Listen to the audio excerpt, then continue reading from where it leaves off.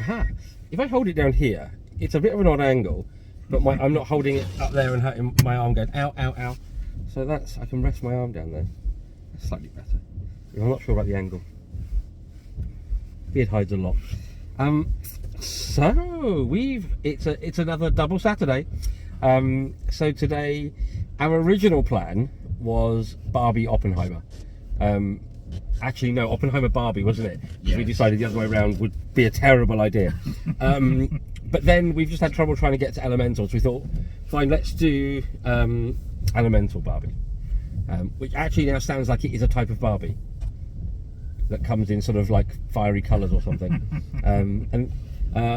I have not seen the cinema this crowded since Endgame. I don't know. Even Spider-Man wasn't as packed as this. I think Spider-Man was full, but not consistently full all day like this has been. I'm not convinced. I think there's probably more people here today. I mean, the car park was the same for Spider-Man, but then again, we only saw one film that day, I suppose. Whereas today we've seen two films, and it's been ram-packed all day, and still quite packed. We're leaving, and the car park's still a good half full, I'd say. Anyway, so the first film was Elemental, and I did fall asleep. I can't lie. I had a massive bag of Revels and then a sugar crash, and just went. But I don't think I missed loads. And it was nice. It was okay, but it was kind of, I don't know. I felt it was kind of just there for you. Wasn't it? It was like, I mean, it was a, I don't know. It was a story that I just think has been done a lot. It's easily in the top bottom three. It's easy in the bottom. In the bottom three Pixar's for me. It's down there with. I don't count the Cars movies, so I just don't like them. So it's basically Cars, Inside Out. This from the bottom up for me, probably for Pixar films. I mean, it was nice. It was harmless. It had some nice moments in it, I thought. It did some nice inclusivity things without making a point of them, which I just thought was nice. It was just things that were just there and nice. But I thought it was mostly. Was it nice? It was nice. It's nice. But nice isn't always a. It's not always a compliment, is it? Oh, it's a large puddle. It wasn't different or unusual. Let's put it that way. I just thought it was an awful lot of Pixar wanking each other off at how well they can do things like fire and water now. Fair. That's kind of what I walked away from. You were awake for all of it, and I think you thought more of it than I did. So what have you got to say about Elemental? Yeah, I mean, it's basically kind of what we were talking about in sort of Mackie's afterwards, is that it did have some quite nice sort of themes around sort of like immigration, integration. Other words ending in Asian. Yes, there's basically some some elements around. It's very clear the way it's positioned that the fire elementals are essentially like a sort of almost lesser caste. They came to like the main city late. They're kind of very ghettoized. In the ghetto. They have like you have a, I say nice in quotation marks, and because the underlying theme is actually quite unpleasant and some of it impacts on a lot of sort of ethnic groups coming to a largely white sort of culture of they're going through customs, they give their names, and the sort of the customs person goes, oh, that's fudge, it will say, and basically essentially anglicizes their names for them, which is something that is impacting a lot of sort of BAME sort of groups and sort of Asian groups, etc. Where I don't think you say BAME anymore. I was reading this. You have to say not world majority. But basically, it's that sort of aspect where they essentially, I think they get called, was it Bernie and was it Cinders? Cinders, yeah. Which is not their actual names as they gave them, but it's obviously easier for the people around them to say. It also does kind of touch a bit on kind of their own well, I say their own, it's mainly the dad, some of his own biases against sort of other people as well. So, yeah, there were nice, you mentioned about the inclusivity aspects, that there was, a passing reference to, this is main character's sister and her girlfriend. Yeah. There was a couple at the beginning that were, to be fair, I would say probably ambiguously queer. Yeah. Which could actually, you could potentially spin that as it's a nod to a more kind of non-binary sort of gender identity. Yeah. But the fact that one of them was in a wheelchair and it wasn't like a big thing or immediately obvious. No, I think you could quite easily have watched that scene and not clocked it. Yeah. It was only because I heard the voices and thought, sounds like two guys. Yes. So I'm trying to, because they were sat down, I was trying to work out from the costume, and then just clocked the wheelchair.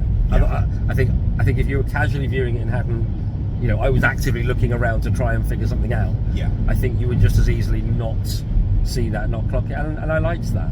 Yeah. Because it's kind of, it's not making it like a point, like quite often tends to be the case with any sort of traditionally socially excluded. Well, again, it's what I was saying to you when we were eating food, was you are then in a children's film just normalising. Yeah.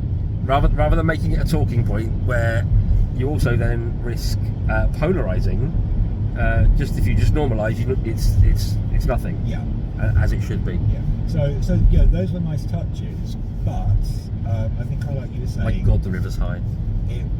It just didn't really, to me, kind of go anywhere. I think the point you made, which I hadn't thought about, I kind of agree with, is that they kind of started to make these points, but didn't go far enough with them. Yeah. They could have been a lot stronger about it. I think the parallel you made is that essentially it was kind of like a modern day, almost like West Side Story, Romeo and Juliet type setup. Yeah. And it just didn't have the kind of emotional power or resonance. Yeah, it was flat. Other Pixar it was just flat. Had. But like I said, I didn't hate it. But again, I think given that we tend to associate Pixar with humour and excellence, yes, and it had neither. It kind of, I smiled at quite a lot of the stuff in there. I had the occasional chuckle, but there were no real laugh out loud moments like there have been with a lot Unlike of Pixar movies. Our second film. Oh my God. Which is Barbie. Oh my God. Which, I don't want to talk about detail or spoilers with this, because I think there's so much joy in the moments in the film that I think you just have to experience. And the other thing is I thought the trailer really didn't have an awful lot from the film that wasn't probably in the first 10 minutes. Yes. Which was also brilliant. And it was just, it's basically a masterclass in how you should do trailers. Yeah. Because most trailers these days, you basically go, oh right, well I don't need to watch the film now because I've just seen it. It's also a masterclass for me in, I don't know if you'd call it morality tale, I suppose so, in some kind of ways, but in kind of life lessons and a bit of equality and inclusion lessons, because it didn't feel like anyone was being bashed over the head with anything. No. It was glorious, and I mean, we just laughed out loud continually, and on several occasions with no one else laughing. There was one bit where I sat forward, laughed and clapped, and I was the only person laughing in the entire cinema. But I was like, I just don't care. It's glorious. I loved it. I was saying to Paul on the way out, for me, I think we've got 8 viewers now. Hi, Hubs. I think most people know me well enough to know that I live and breathe at the Church of Romeo and Michelle. And this is the first film since I very first saw Romeo and Michelle where I felt this joyful and gleeful and like proper big smiling all the way through as a feel-good movie. There's lots of things I've loved and I've laughed and I've whatever else, but this one, the fact that all the way through it I was elevated and just happy and amazing and loving it. Yeah.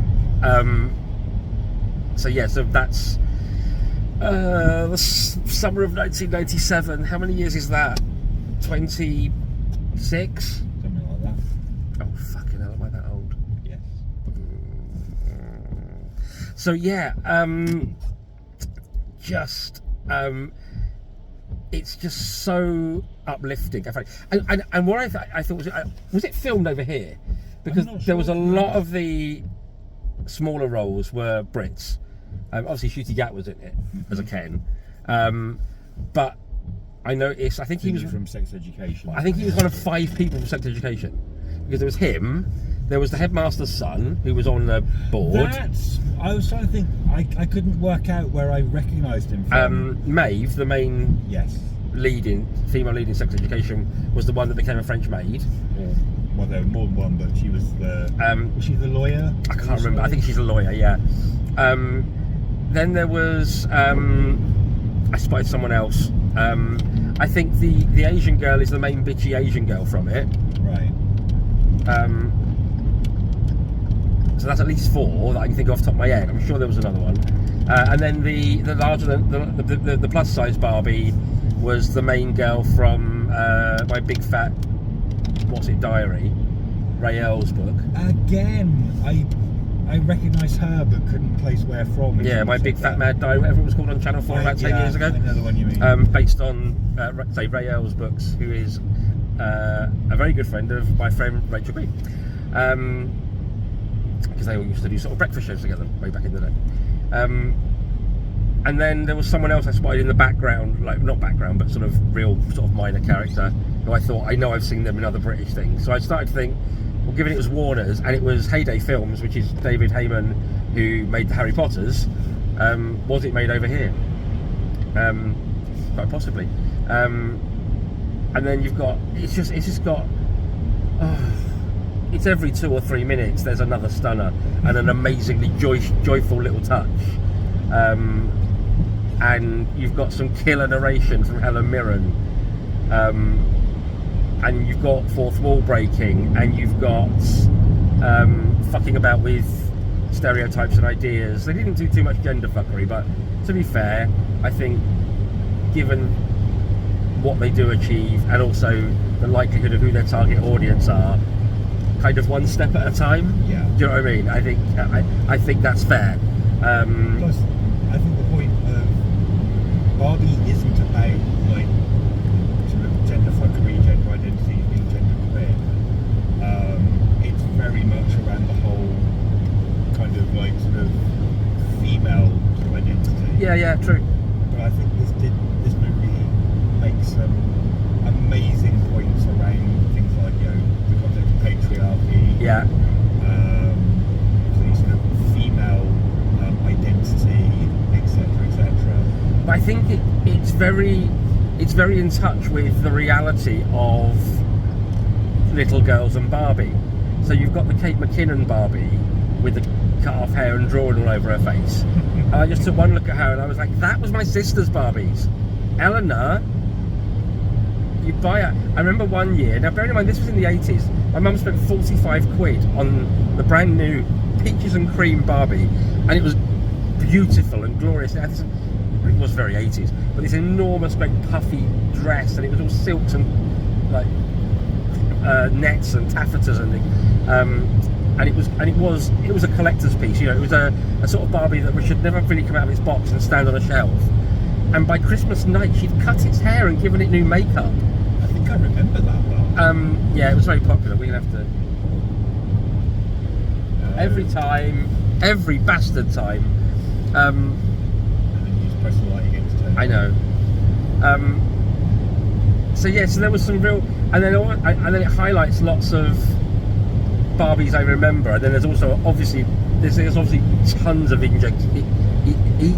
Shit, you know, that was in jokes or Easter eggs, but it kind of rolled into one. So I think if you're any kind of Barbie aficionado, you'll probably love it on another level again to what we did. Do you necessarily have to rush out to the cinema to see it? No. Probably not. But should you? Yes, I think you'll enjoy it. It's one you'll absolutely enjoy. I think it's the sort of film that should encourage everyone to go and see, regardless of whether you think you're interested, whether you think it's the sort of thing you'll like, whether you're into it. There is just one speech America Ferrera has, which is interesting because obviously she's Ugly Betty, and it's the underlying message is exactly what Ugly Betty was all about. She has one speech that I was looking at going, God, did she learn this as a speech or is she reading it off camera? That just every human on the planet ought to hear. Some people don't need to hear it, but the people that don't need to hear it will love to hear it, and the people that need to hear it need to hear it. And for that alone, everyone should see this movie. But anyone who watches this and doesn't enjoy it, I think you've got to question if you're really in a really bad place yourself, or if you actually should be part of functioning society. Not that I'm casting judgments. So yeah, so that's it. So that's our films for now. We will be doing Oppenheimer, but I've been given a gift card, so we might go and do that as a posh one down the Odeon, so that we can do posh tickets without spending any money. Anything else you want to say about Barbie? I think you've covered it. Okay. Bye then.